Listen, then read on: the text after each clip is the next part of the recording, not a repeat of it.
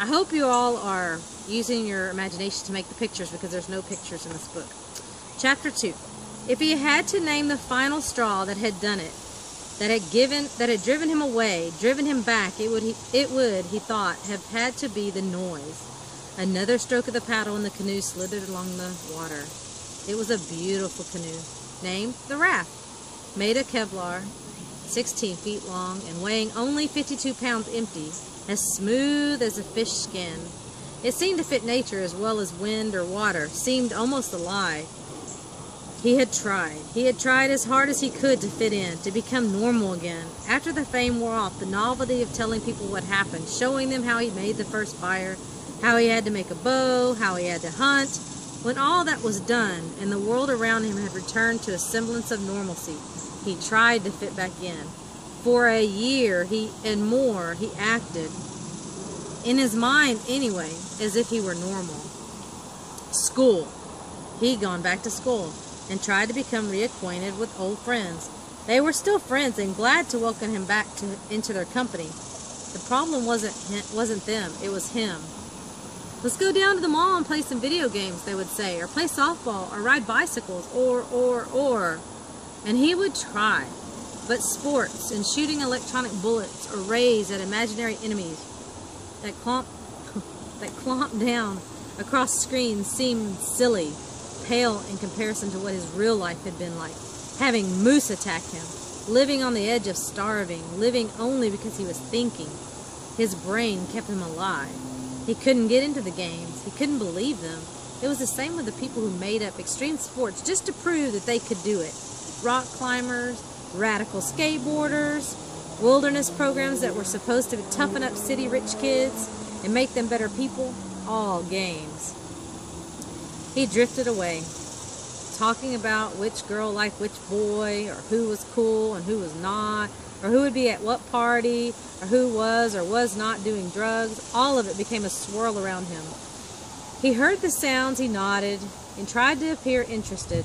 But in the end, sitting alone in his room one evening, he realized that he could care less. He couldn't care less about any of it. He sought solitude. Okay, solitude means, I'm not going to make you go look it up, but it's like being by yourself. Even when he was in a group, nodding and smiling and talking, he was alone in his mind. Sometimes his thinking would catch up with him, the reality of what was happening, and he would see himself talking as if he was in third person.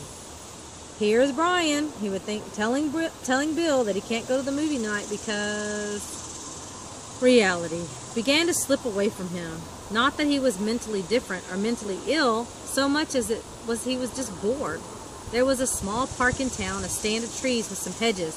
He found himself going there more and more, walking past the park on his way home from school, stopping under the trees, closing his eyes, remembering the woods, the wind, the movement of the leaves, the world without incessant noise. Not just cars and horns and sirens and television, which he had come to hate because it took so much away from his thinking, but people talking and planes flying and doors slamming. It all rolled into this kind of static sound, noise. It came to a head in all places in front entryway of Mackey's Pizza Den. Brian had become aloof. That's another word to think about. Aloof means like not easy to kind of be around. He's kind of mysterious. Sometimes unaware of social life around him, and without knowing it had upset a boy named Carl Lammers. Carl was a football player, a large boy. His nickname was the Hulk. So you can imagine he was probably really big. And also a bully who envied Brian's celebrity. Brian didn't know him. Apparently Carl thought Brian had something bad about him, had said something bad about him. And he was coming out of Mackey's Pizza Den, just as Brian was walking in with a boy and a girl from school. The boy was small and thin. His name was he was named Haley, and the girl was named Susan. And she thought Brian was great and wanted to know him better, and had invited him for pizza so she could talk to him. Haley had been standing nearby and thought the invitation included him. To Susan's disappointment, Carl had asked Susan on a date once, and she had refused. Seeing her with Brian made his anger that much worse. He saw Brian through the glass of the door and saw him walking in with Susan and Carl threw his whole weight into his shoulder and slammed the door open, trying to knock Brian off balance. It all went wrong. Brian was too far to the side, and the door missed him, but it caught Haley full on, smashing his nose. Blood poured out immediately and slammed him back into Susan. The two of them went flying backward, and Susan fell to the ground beneath Haley and twisted her kneecap. "Oh," she moaned. For a moment, everything seemed to hang in place. The door was open. Carl was standing there and Brian off to one side, his face perplexed, meaning like confused.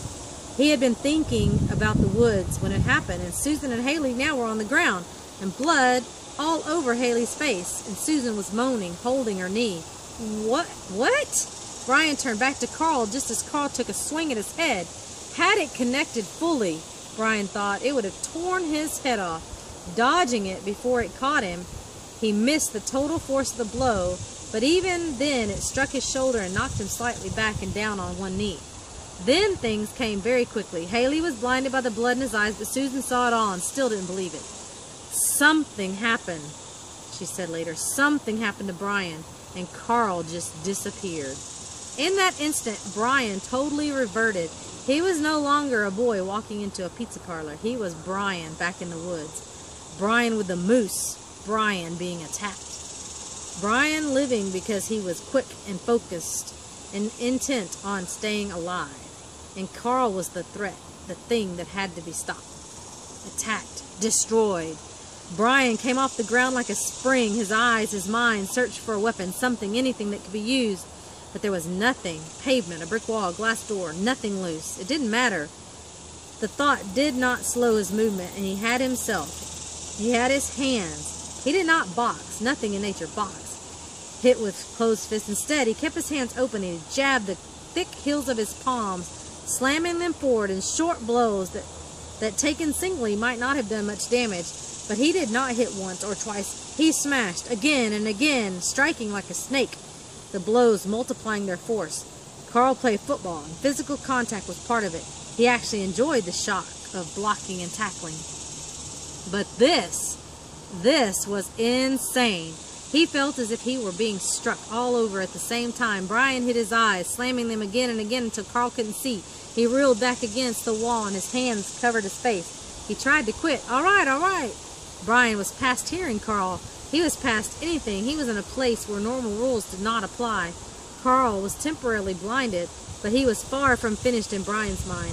When Carl's face covered his stomach, Carl's face covered, his stomach was open and Brian struck there, pleased to find he was overweight and soft. A place to aim and a place to hurt. He hit again and again, still using the heels of his hands, his wrists rigid, the blows up into the top of the stomach, forcing air out of the diaphragm so it whistled through Carl's nostrils. Carl's hands dropped to cover his stomach and Brian went for the face again, pounding the eyes so they were swollen shut, blow on blow until Carl's hands came up again, and when Carl crouched, he tried to protect everything and left the back of his head open. Brian took him there, clubbing down with both hands joined, pounding until Carl was on his hands and knees, his nose bleeding, the air wheezing from his lungs. He can't get up, Brian thought, surprised how cool he was. He wasn't angry. I can't let it get up or it will hurt me, he thought. At first he didn't realize that he was thinking. It, not him. It had to stay down. I have to keep it down. Carl was on the edge of being senseless, but something happened. Perhaps the training in football would not let him collapse completely. It would have been better if he had. Brian couldn't stop.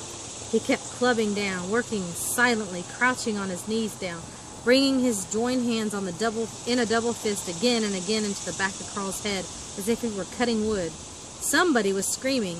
Other people were running towards them, clawing at Brian, pulling him up and away, but he kept working at it, centered, focused on clubbing Carl down. As they pulled him off, they would pull him away for a moment, and he would tear loose and attack again.